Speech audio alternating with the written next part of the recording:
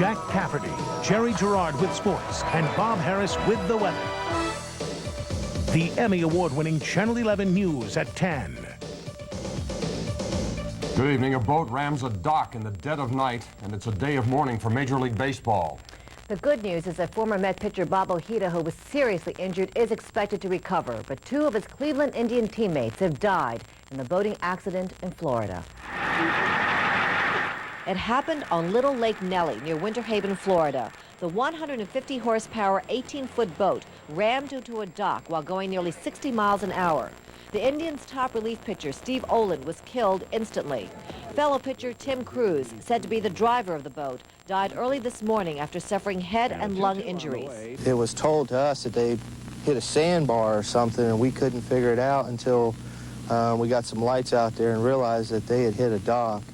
The boat went completely underneath the dock, and their heads hit the side of the dock. What can we do for the Cruz family and the Olin family? We'll get over this. I don't know about the Cruz and Olin family. Ojeda, who pitched for the Mets when they won it all back in 1986, suffered head cuts and is in serious condition after surgery. I just spoke to Bobby, and you know, he's sitting up and he's doing all right, but you know, it's just something that's hard to deal with, and you know, he had some head injuries. It was just, he said it just came out of nowhere, and before you know it, you know, they didn't know what hit him. Vodka and beer were found on board, but it could be days before tests determined whether the players have been drinking. The Indians canceled their games for today and tomorrow. We know we have a season to play. We know we will do that.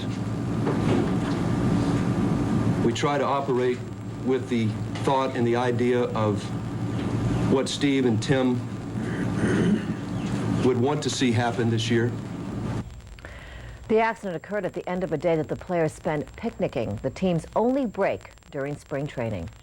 The nasty custody fight between Woody Allen and Mia Farrow continued in court today. Allen was back on the stand for a third day and was forced to read between the lines of a letter from his adopted son. Helen Johnson has the story. Woody Allen entered the court this morning for what was going to prove to be a very long day. Attorney for Mia Farrow, Eleanor Alter, produced a copy of a letter by Allen's 14-year-old son, Moses, damning his father for the relationship with his stepsister, Sunyi Previn. In part, the letter read, "You have done a horrible, mean, unforgiving, stupid, needy thing. I hope you commit suicide." It was Allen's contention that Mia put words in the children's mouths. Another quote stated, "You probably think Mom was telling me these things like before, but she isn't. I don't consider you my father anymore. Everyone knows not to have an affair with your son's sister." Much of the late morning testimony centered on questions about normal parenting acts. Did Mr. Allen dress his children? Did he know their teachers, their doctors, their dentists? Did he take them for haircuts? Did he know their friends? As for Dylan, his 7-year-old daughter, he said, "I put on her socks and took her to the doctor and accompanied her to nursery school."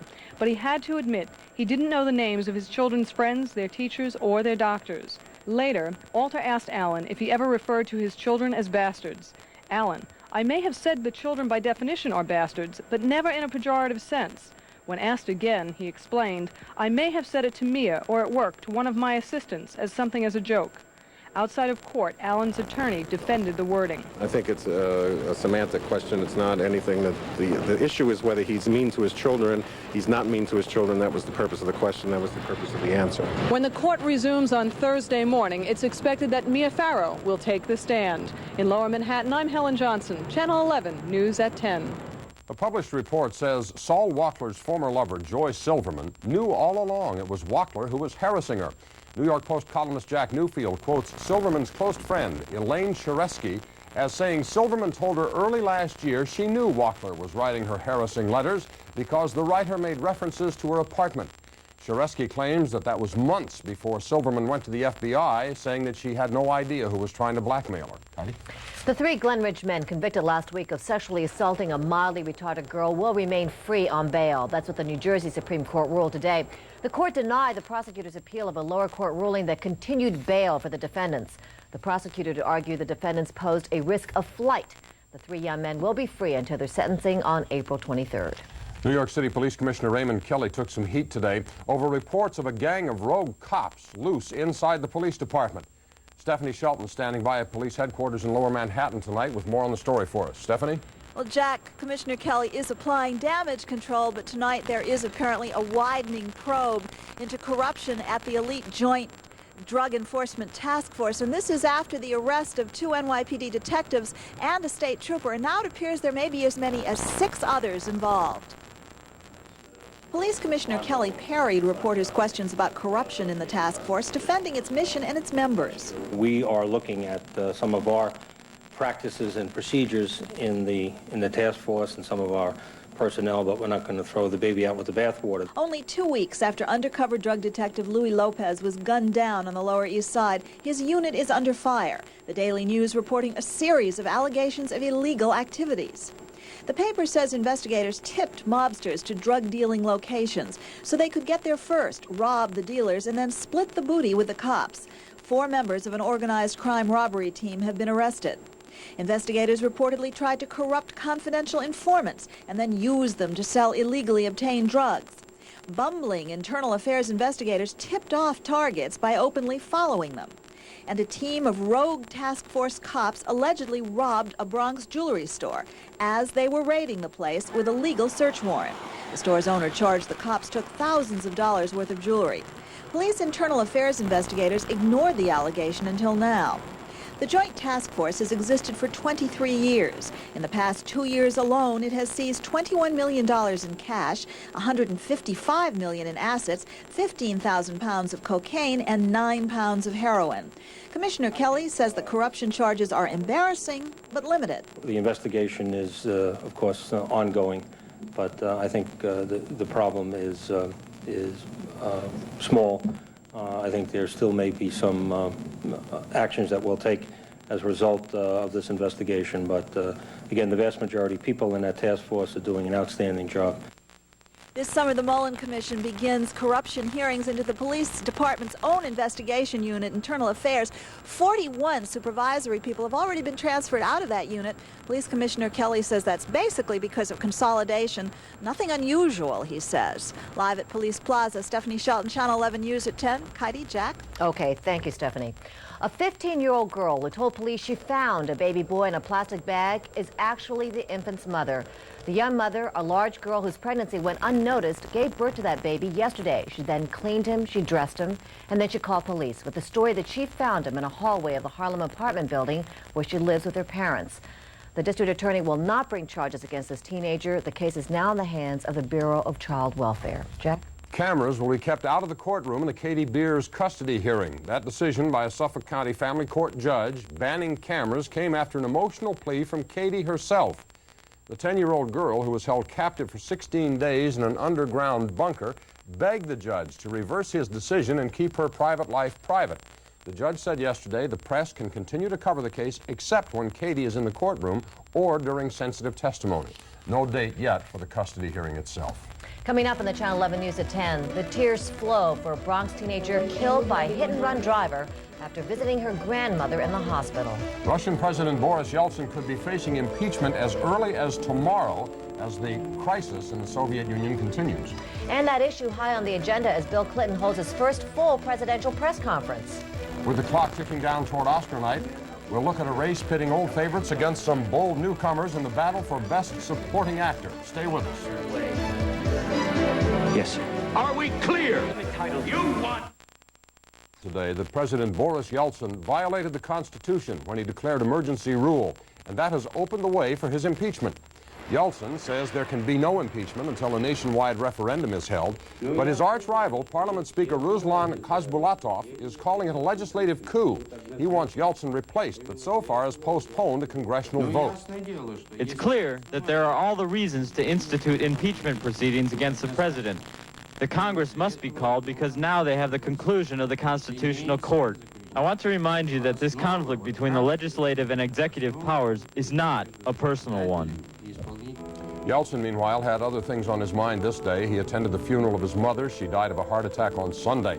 His office issued a strong warning to all government officials that they will be held personally accountable for obeying his orders. The crisis in Moscow leaves President Clinton with a tough choice, whether to give full support to Boris Yeltsin and risk the wrath of those who may replace him. Washington correspondent John Aubuchon has the story. President Clinton called this news conference as a forum to offer support to the besieged Russian president. And he did, even while admitting he cannot predict how Yeltsin's crisis will end. Boris Yeltsin is the elected president of Russia, and he has shown a great deal of courage in sticking up for democracy and civil liberties and market reforms, and I'm going to support that. But he also said he'd be willing to work with other reformers who back those same principles if Yeltsin falls. Clinton and Yeltsin are to meet in Vancouver, Canada, April 3rd, and there's still a chance Yeltsin might not feel it's safe to leave Moscow. Clinton is not anxious to go there, but he would. If they were to express an interest in that, then it's obviously something that we would have to consider. But Mr. Clinton said so far the Russian crisis should have no impact on Pentagon budget cuts. President Clinton suggested just how carefully he's picking his way through this policymaking minefield, saying no, he can't just be a bystander. But he can't determine events there either, adding, we'll just have to let this play out. At the White House, John Aubuchon, Channel 11, News at 10. Joining us now to talk a little bit about the situation inside Russia is Newsweek's current Moscow bureau chief, Carol Bogart. Welcome. Nice to have you with us. Thank you. How concerned should the average American be about returning to the days of the Cuban Missile Crisis and the nuclear arms race? I mean, is that a real threat, Hal? I don't think so. I think the Soviet military, the former Soviet military, is really in desperate straits. You can almost say that there is no Soviet military, not the one we once knew. Sure, they still have nuclear weapons, and that's still dangerous. But I don't think they could mount the kind of invasion of Europe or something that we once feared. They don't have the men, they don't have the morale, they don't have the unity in their ranks, and they don't have the leadership.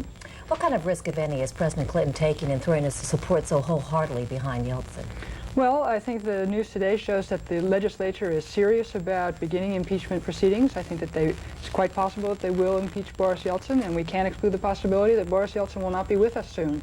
And in that case, I think Clinton may wish that he was a little bit better friends with whoever might be the new leadership in Moscow. I don't think we would want to bind ourselves too closely to a ship that might be going down. So far, the Russian military has kept a very low profile over there, while this has become strictly a civil debate, if you will. Is that likely to change, and if so, what form could that take? Well, there isn't a tradition in Russia of military stepping in and taking over running the country as there is, say, in some Latin American countries. I don't think that the military will take over the leadership of the country, but they might be used by different factions that will try to take over the leadership. I think we can't exclude the possibility of real, some armed unrest. So you do see the possibility of potential for violence? What other kinds of things do you think might happen immediately should he be impeached? Well, I see the possibility of some violence. I don't think that it's likely. Often, I've been in Moscow for several years, and I've seen how they edge up to a terrible crisis and then sometimes back down. And I think there's still a little room for maneuver. They've painted themselves into some corners, but they might somehow sneak out. So I think we can still hope that there'll be a peaceful resolution of this crisis. A lot of the ordinary people inside Russia don't like this idea of democracy and a free market system. They're uncomfortable with having to make their own decisions and fend for themselves. The state isn't there to take care of them anymore. Is the idea of freedom in Russia in jeopardy as we watch Yeltsin on the edge of being impeached, perhaps? Well, the polls show that most people don't care. Most people remain neutral in this crisis. But I think if push really came to shove and a new hardline leadership started taking away some of the freedoms that people actually have become more accustomed to than they realize, you might see more protests than it seems like we're having right now. It's pretty calm in Moscow today, and it could stay that way, but if push comes to shove, it might not. Thank you for being with us. Carol Bogart is the bureau chief in Moscow for Newsweek magazine. There were other items on President Clinton's agenda today, including health care reform. He talked about it at his news conference. The president said he hasn't made any decisions on how to pay for the health care plan, but he promised he won't ask the American people to pay for a plan until the people who make money under it are asked to give some back. The president also said he won't rule out limiting homosexuals' military assignments, depending on what the arguments are. And he sharply criticized Japan on the issue of trade. And a Senate panel has approved President Clinton's $16 billion economic stimulus program. It includes money for summer youth jobs, highway and transportation projects, and unemployment insurance. The full Senate will take it up later in the week. At the United Nations today, Serbian leaders denied they're pulling out of peace talks aimed at ending the Yugoslav civil war, and the Security Council postponed a vote on enforcing a no-fly zone over Bosnia. Meanwhile, Serbian forces halted a United Nations food convoy destined for besieged Muslim towns in eastern Bosnia. The Serbs say no food will pass through their lines until dozens of Serbs held in the Muslim city of Tuzla are set free. UN commanders say the Muslims have agreed to this. It could open the way for United Nations airlift of wounded from several Muslim enclaves. The civil war inside the former Yugoslavia is being felt here in New York City. A Croatian church on the west side of Manhattan is holding a prayer service tonight for the people in that embattled homeland of theirs. Glenn Thompson standing by live with that story for us. Glenn? That's right, Jack. Croats at this church here on the west side gathered tonight for an evening of prayer. But they also sang a song about the long road ahead to peace.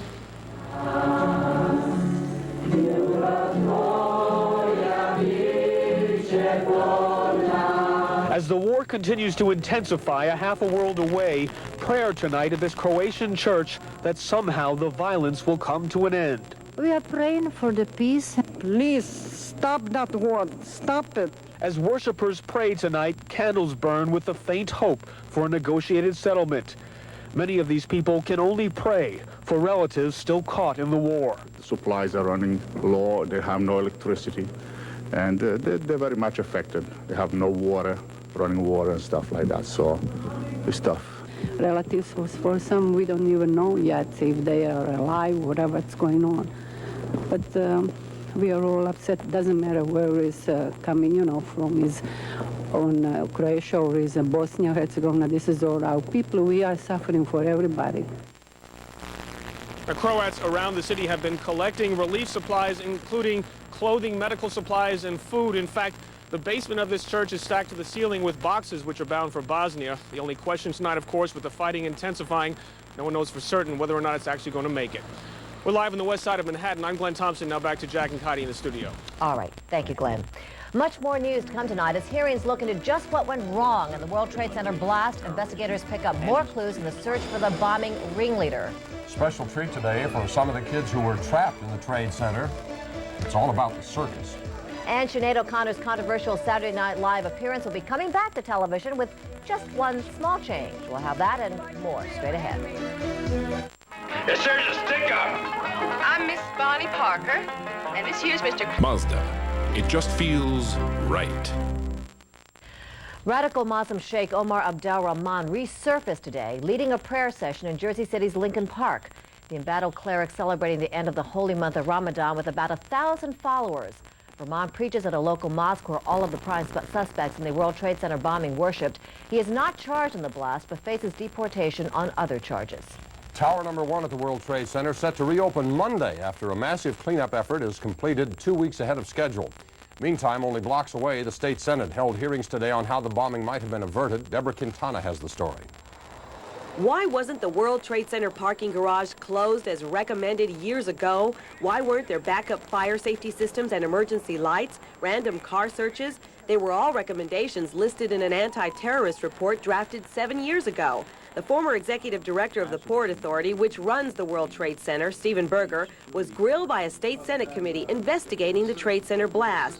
Simply stated, Berger said terrorism wasn't a primary concern. Even the current Port Authority chiefs admitted they were too complacent and not prepared for a terrorist attack. But closing the garage is not the answer. Whether we had closed the garage or not, terrorists are capable of superseding anything we put up there, and they would have reached their goal one way or the other. The report recommended that if the parking garage wasn't closed, there should be extra security measures, such as bomb-sniffing dogs. The executive director of the World Trade Center back then rejected that idea. He said there was enough security with the patrols that drove around on scooters. He said back then, tenants were more concerned with typewriters being stolen than international terrorism. After testifying, the former executive director, Stephen Berger, would not admit that mistakes were made. And I've testified because the senator asked me to, and I said what I had to say. Today, as the tower slowly reopened, Port Authority top brass has for the first time agreed to adhere to city fire codes from which they've been exempt. Backup emergency lights and public address systems are now in place. The anti-terrorist expert who originally warned the Port Authority and who's now its public safety director says with the new changes, the towers are definitely less vulnerable. He says that of all the Manhattan skyscrapers that could have sustained the devastating blast, the World Trade Center towers are the only ones. In Manhattan, Deborah Quintana, Channel 11 News at 10. And the FBI says tonight several suspects in the World Trade Center bombing may still be in the United States, including suspected ringleader Mahmoud Abu Halima. Witnesses report seeing Abu Halima inside a van at dawn on the day of the blast. He was reportedly with Mohammed Salama, who is now in jail and charged in the crime. Investigators are finishing their work in the bombed-out basement of the Trade Center. The FBI still hasn't found the detonator used to touch off the explosion, but they insist that sooner or later they will know everything there is to know about the bombing. The World Trade Center bombing serves as a grim reminder that disaster can strike anywhere at any time, and New Jersey is taking that message very seriously. The state is setting up its first federal disaster medical team. Laura Fairworth has details for us now.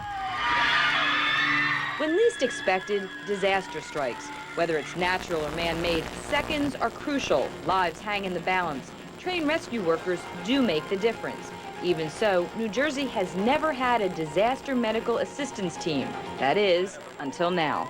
Unfortunately, we live in a crisis response society, and we wait till something happens and then act. We're taking somewhat the bull by the horn, and we're moving ahead. Moving ahead by forming the state's first federal disaster team. The U.S. Public Health Service and the National Burn Victims Foundation are joining forces. The DMAT team will be headquartered at the Morristown Airport. This team will respond to emergencies right here in New Jersey and conceivably to the rest of the country. They can stay on the scene an hour or a few days. The call is out to area hospitals. We need volunteers, at least 37 per team. So far, the response is good. What do you still need? As many people as we can get in the medical profession and EMTs, nurses, et cetera, et cetera. Think you'll have any problem getting them? From our response so far, no. The training to handle an emergency is intense and can run up to 500 hours a year. Disasters are going to happen. There's no doubt about it. That's reality. I think it's our responsibility as specialists to be very actively involved. When activated, the team is paid by the federal government, but those who give their time say the personal satisfaction is reward enough. In New Jersey, Laurel Fairworth, Channel 11, News at 10. Some school kids who made it through the World Trade Center bombing got a visit today from a couple of clowns. The Ringling Brothers Circus clowns spent the day visiting children at PS 191 in Floral Park. The clowns handed out free tickets to the greatest show on earth. Ringling Brothers Circus comes to Madison Square Garden on Thursday. The smiles. Jerry's here with an early look at sports. Jerry? Yes, I'm coming to you live tonight, so right there you have bonus coverage. Now, the appetizer, the Islanders hunting for points in Detroit. They're desperate with 9 games to go. And the main course will be the Knicks and the Suns showdown in Phoenix. No dessert, you don't want to get fat. Thank you, Jerry, very much. More news ahead tonight. Just when you thought it was over, we'll tell you about a new parade controversy all about lesbians and gays. It may sound too good to be true, but we'll take you to a landfill that has even environmentalists smiling.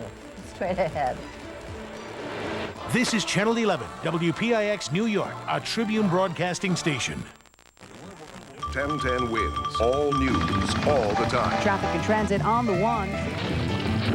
AccuWeather, cloudy, windy, cold, snow, and sleet up to 2 inches. WINS, you give us 22 minutes. We'll give you the world.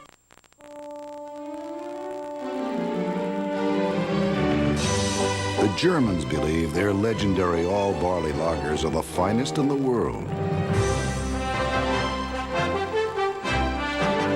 We'd like to suggest that they come to the New World, order a Miller Reserve lager, and taste what barley does for our beer. Miller Reserve Lager.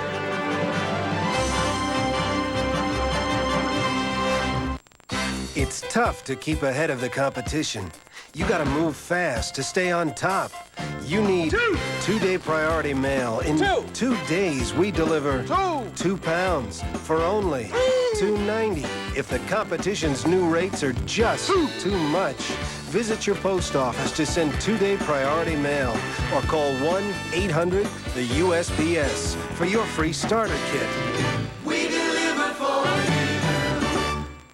The advantages of a claim from Chrysler Plymouth may seem unlimited, but this acclaim is a very limited edition, equipped with extra features, all for about $12,200. Special gold accented wheels, gold trim all around, plus air, automatic cruise control, driver's airbag, and more, all for about $12,200. The only real limit is the number of these acclaims we have in stock. Get yours before they're gone at your Northeast Chrysler Plymouth dealer, where real advantages make a real difference. They've arrested our son. They said it was very serious and we should get a lawyer. At first, I didn't think to call Jacoby and Myers. Why? Oh, well, I've known about your law firm for years, but didn't know that some of your lawyers are actually criminal lawyers. Look, our son is in trouble, and we're going to help him. We don't have a lot of money, but that doesn't mean he shouldn't have a good criminal lawyer. 1010 wins. All news, all the time. In WINS Sports, the next Hammer Houston at the Garden. WINS, you give us 22 minutes. We'll give you the world. It's the St. Patrick's Day Parade controversy all over again, only this time it is the annual Salute to Israel parade. The New York Times is reporting some Jewish groups have raised objections to letting a Manhattan synagogue with a predominantly gay and lesbian membership march in the parade. The parade sponsor, the American Zionist Youth Foundation, wouldn't comment on what groups are objecting. The rabbi at the synagogue said she wouldn't fight the sponsors in court if they are banned from that parade. A young life was snuffed out in the Bronx last night. Police say 14-year-old Margarita Salgado was killed by a hit-and-run driver. Sheila Steinbach reports.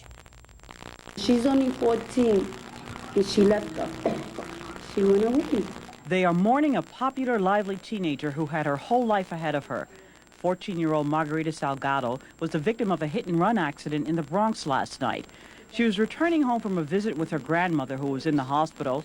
She was with her mother, an aunt, a cousin, and her father, who was behind the wheel. She was feeling that she was not going to be around us because she was, you know, like, I want to see my grandmother. I want to see my grandmother. The family was traveling east on East Tremont Road and Bronx River Avenue. It collided with another car heading south into the same intersection. This eyewitness says he saw what happened. I was standing right there, and then a car was driving really fast. And was this car half the light? Half of the car was already in this side. And then the other car was just hit it on the side a little bit, and he lost control. The speeding car the eyewitness saw may have been Margarita's father, but he cannot be reached for comment. However, the car that fled the scene is still at large. Right now, all police know is that the vehicle that sped away is a gray Buick. They retrieved parts of it from the scene here. But the tales are so sketchy that police are not even certain in what direction that vehicle sped away to. The family remains in shock. Margarita's grandmother is now out of the hospital to mourn her deceased granddaughter. 10-year-old Stephanie Zayas was sitting in the car near her cousin Margarita at the time of the accident. Sheila Steinbach, Channel 11 News at 10. And we have some alarming statistics to report to you tonight. The death rate for teenagers across the country killed by guns is at an all-time high. More than 4,000 teenagers were killed by guns in 1990, the highest firearm death rate ever recorded for 15 to 19-year-olds. The Centers for Disease Control says that although the suspicion is that many of these deaths are related to drug trafficking, the study does not support or refute that theory. Bob Harris is here with an early look at the weather. At least it isn't snow. Yes, sirree. And I agree with you about that one, Jack. Good evening, everybody. Lots of rain making a move in our direction. A hat full of rain. Look at the radar presentation. This is the last 12 hours worth of radar, and you can see it track right in here at about 5 o'clock this afternoon, all the way down to the deep south. The yellow on the screen are tornadoes, very strong thunderstorms over Georgia and South Carolina. This is a big, slow-moving wet weather system. It's going to take a while to move itself through here. We'll tell you how long and how it looks for the upcoming weekend. We'll do that straight ahead. Jack, Kaity? Okay, thanks, Bob. Also ahead tonight, we'll introduce you to New York's new top judge, the state's first female Chief Justice sworn in today. A rally in Israel gets out of control as anger over Palestinian deportees explodes into violence. Well, everyone seems to... At last, it's evening, and a hot home-cooked meal can make up for so much. Bird's Eye Easy recipe. Food from the heart, not the microwave. Just brown fresh chicken, then add the easy recipe blend of crisp bird's eye vegetables, carrots, snow peas, broccoli, peppers, plus pasta, and a savory sauce. A great meal for two in minutes. So you do what you can, we'll do what you can't. Bird's Eye Easy Recipe. Let's make dinner together. On Wall Street today, the stock market was slightly lower. Dow Jones Industrial Average slipped just to 1.5 points as investors remained cautious over the political turmoil in Russia. Decliners led gainers 9 to 8. Trading was heavy, 233 million shares. Kaity? New York State has a new Chief Justice. Solemnly swear I do solemnly swear that I will uphold the Constitution. It was anything but a routine swearing in as Judith Kaity became the first female to head New York's top court. She replaces Saul Wachtler, who resigned from the Court of Appeals and is currently fighting an indictment. Speaking to a standing room only audience, the 54-year-old former associate judge on the court pointed to the portraits of former chief judges in the room as a reminder of the gender barriers that have held back women. the portraits of my distant predecessors that frame this courtroom tell you that 30 years ago, today's occasion was unthinkable. As women law graduates, probably the most privileged among all women, battled insults and stereotypes, even for a foothold in the legal profession. Kay says those barriers remain and noted that her swearing in comes during Women's History Month. Attorney General Janet Reno is calling for the resignations of U.S. attorneys from the Bush administration. Holding her first news conference as being sworn in less than 2 weeks ago, Reno said asking the prosecutors to resign is routine with the change of administrations, and she says is crucial to shaping the Justice Department to reflect President Clinton's views. So far, no new U.S. attorneys have been nominated. Israeli police used water cannon to disperse hundreds of angry protesters calling for the resignation of Prime Minister Yitzhak Rabin. The protest was sparked by the stabbing of 6 Israelis earlier in the day. The demonstrators want Rabin to end the violence that began with the deportation of more than 400 Palestinians. Meanwhile, on the West Bank, an Israeli settler shot and killed a Palestinian suspected of stabbing an Israeli. The Arab was bound hand and foot when the settler reportedly walked up and pulled the trigger. After a 10-year search, scientists say they have found the gene that causes Huntington's disease. The more than 50 researchers from Massachusetts General Hospital who tracked down the gene say they finally may be able to develop a treatment. About 25,000 Americans have the fatal disease, which attacks the nervous system and debilitates mental and physical functions. Now, usually stories about landfills and nearby residents involve controversy. Well, tonight, one with a much more positive development. Long Island correspondent Drew Scott on turning trash into cash.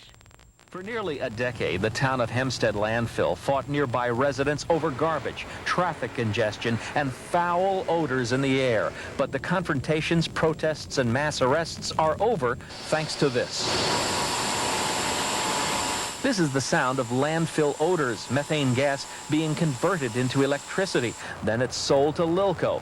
Hempstead Town Presiding Supervisor Joseph Mondello promised no more smells, no more community battles, and he kept his promise. Now, 2 years later, we have a great success, and the area that was known for the stench is now known for producing energy. The sweet smell of money. The sweet smell of money. There's nothing like it, Drew. The sweet smell of money, it truly is, because for the next 18 to 20 years, this site will be collecting methane gas.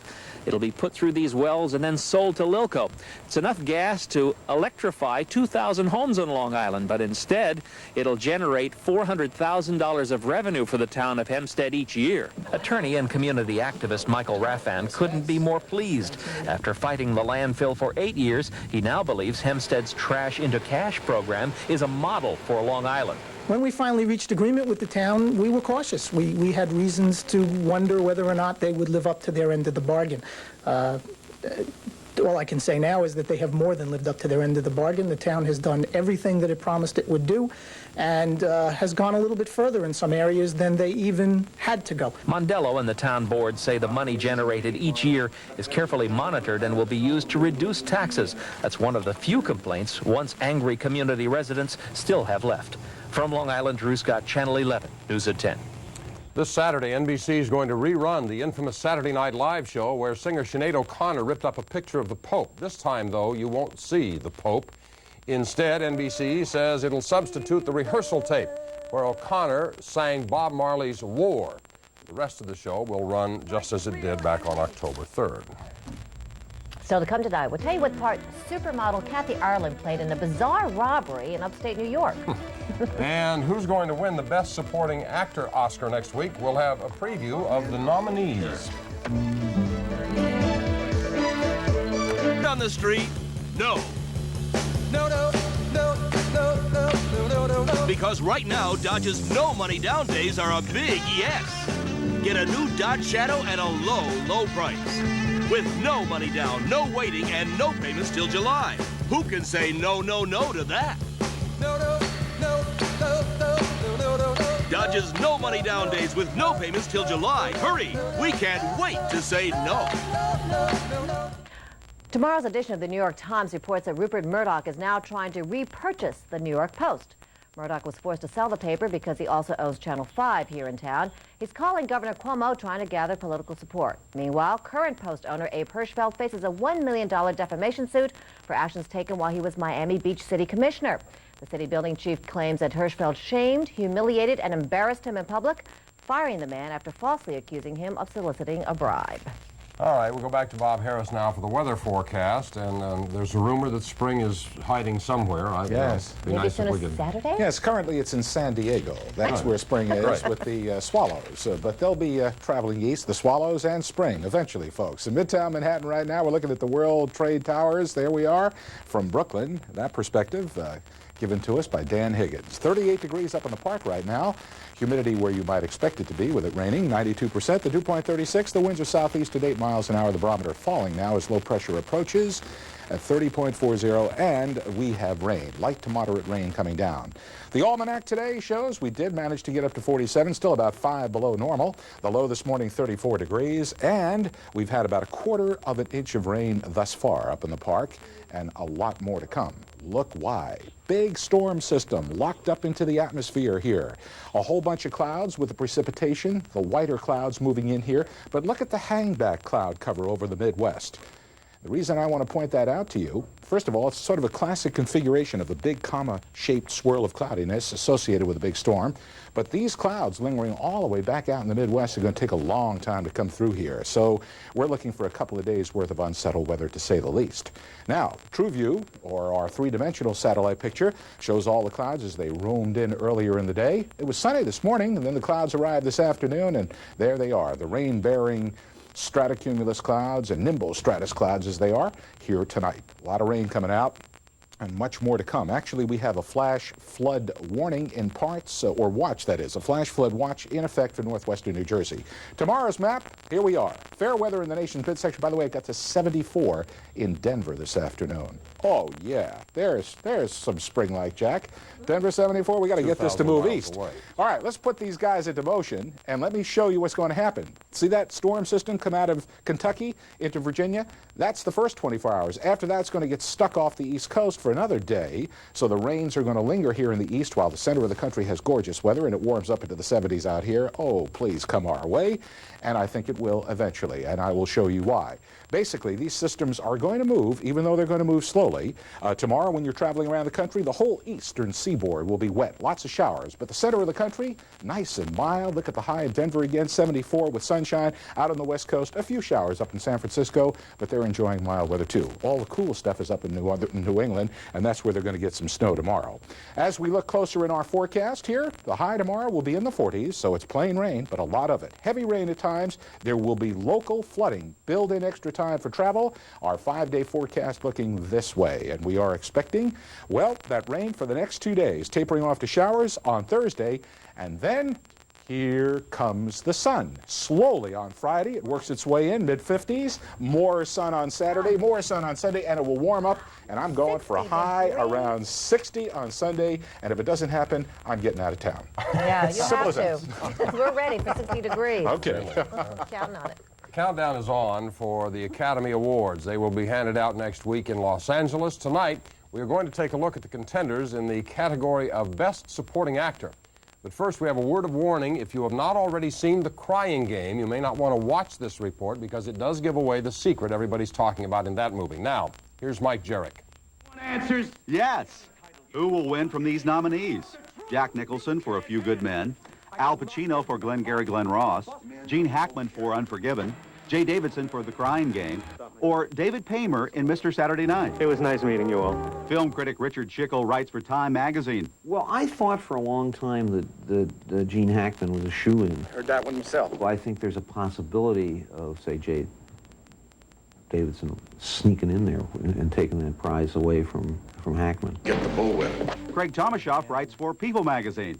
It's probably a toss-up between Gene Hackman and Jack Nicholson, I think. I sort of feel bad for Nicholson because he had a bad year with Man Trouble, which was not too good, and Hoffa, which was also not all that good. I don't give a damn what you think. Socrates Silva and Michael Nelson are film reviewers for Hollywood High School paper. Socrates likes Jay Davidson. He had, probably the most challenging role, I think. But they both are impressed with Nicholson. I would rather you just said thank you and went on your way. It was a new twist for him. I mean, it wasn't the same as, the same kind of... It was a different character for him to do than he had usually been doing for the past, years. It shows a different side of him. Are we clear? Yes, sir. Are we clear? From Hollywood, I'm Mike Jarrett. Tomorrow night, we'll have a preview of the women who have been nominated to receive the Best Actress Oscar. All right, the 36th annual New York Emmy Awards were handed out this afternoon, and WPIX picked up 5 of them. We won the Emmy for outstanding coverage of an instant single breaking news story. Executive producer Alan Beck received the award honoring Channel 11's team coverage of the water main break at Grand Central. The Outstanding News Writing Award went to Marvin Scott and Mary Snow. Channel 11 also won the Emmy for Best Event Coverage for our July 4th primetime special, Op Sale 92.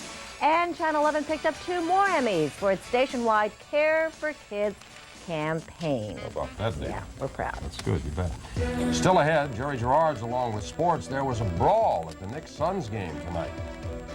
And talk about your tough negotiators. We'll tell you what celebrity managed to buy an Irish castle for just $1.50. Coming up.